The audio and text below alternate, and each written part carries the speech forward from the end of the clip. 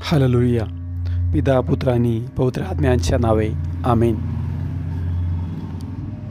Salmon राजा दावीदचा पुत्र आहे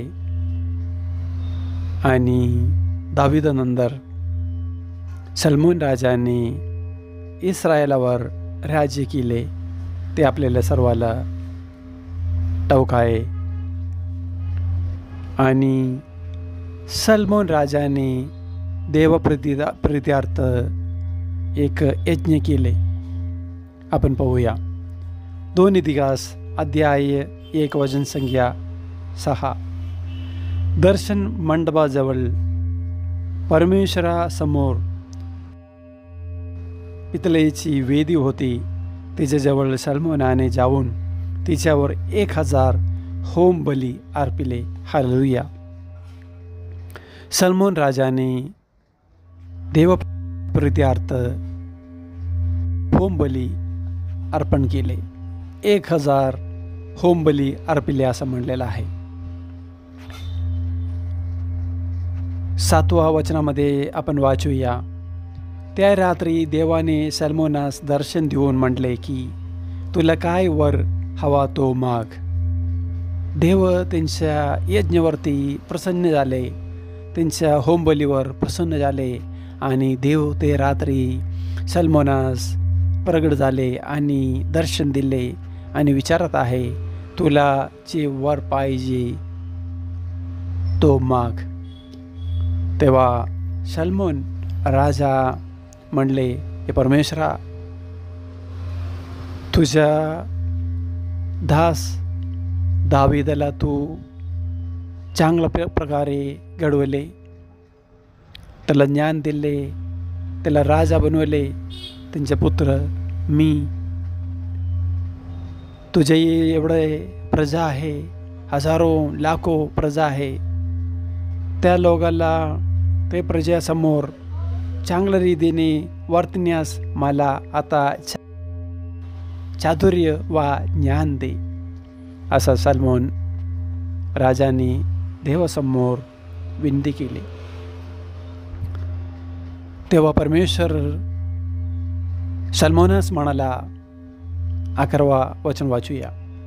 देव सलमोनास म्हणाला, ज्या अर्थी असा तुझा मानस आहे, म्हणजे तू धनसंपत्ती वा ऐश्वर्यही मागितले नाही, आपल्या वैऱ्यांचे प्राणहरण करण्याची अथवा दीर्घायुष्यही होण्याची मागितले नाही, तर ज्या लोकांवर मी तुला राजा नेमले आहे त्या माझ्या लोकांची शासन कारव्यास चातुर्य व ज्ञान एवढीच तू शोधासाठी मागितली.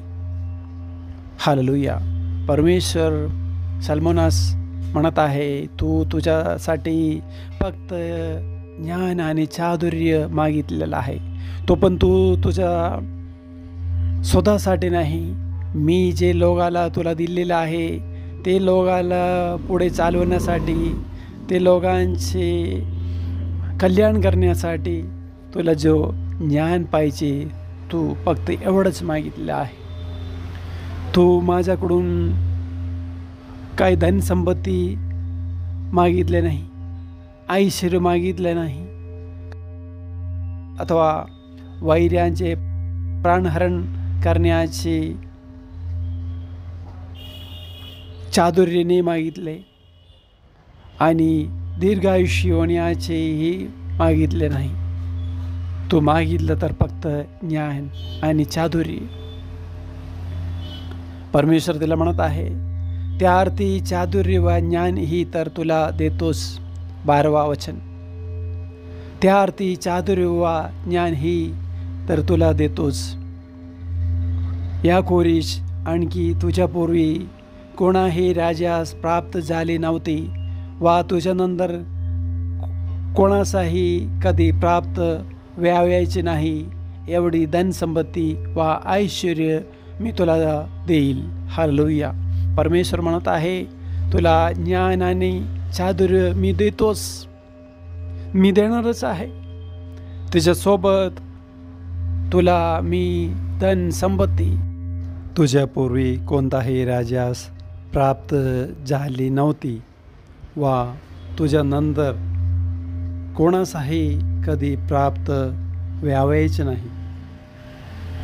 एवढे धनसंपत्ती वा ऐश्वर्य मी तुला देईल। परमेश्वर देवाने सलमोन राजास भरपूर ज्ञान दिले, चातुर्य दिले, त्याच्यासोबत ऐश्वर्य दिले, धनसंपत्ती दिले आणि खूप रथ दिले, खूप सैन्य दिले आणि तो शक्तिशाली होते। आणि असं म्हणलेलं आहे त्यांच्या वेळेत राज्यात कधी युद्ध नाही झाले, शांती राहिले, समाधान राहिले, कारण देव त्याच्यावरती प्रसन्न झालं होते। आपण आपला परमेश्वरासमोर जाऊया, बली अर्पण करूया, मिसा बलिदानामध्ये भाग घेऊया, पश्चाताप करून प्रायश्चित्त घेऊन चांगला अंतःकरणाने शुद्ध हृदयाने देवासमोर उभा राहूया आणि प्रार्थना करूया। आपला देव आपल्यावर सुद्धा प्रसन्न होईल, आपल्याला दर्शन देईल, आपल्याशी बोलेल। जेव्हा आपला जे काही दुःख आहे, संकट आहे, आपण देवाजवळ मांडूया किंवा आपण आपल्या देवाला म्हणूया, हे देवा तुझ्या वचनाने आम्हाला वचन आपल्यामध्ये भरले गेले तर आपला देव आपल्यासोबत राहतो, मग आपल्याला सर्व काही प्राप्त होणार आहे। म्हणून आपण देवाच्या इच्छेनुसार जीवन जगण्याच्या, देवाला संतुष्ट करून जीवन जगण्याच्या निर्णय घेऊया। पिता, पुत्र आणि पवित्र आत्म्याच्या नावे आमेन।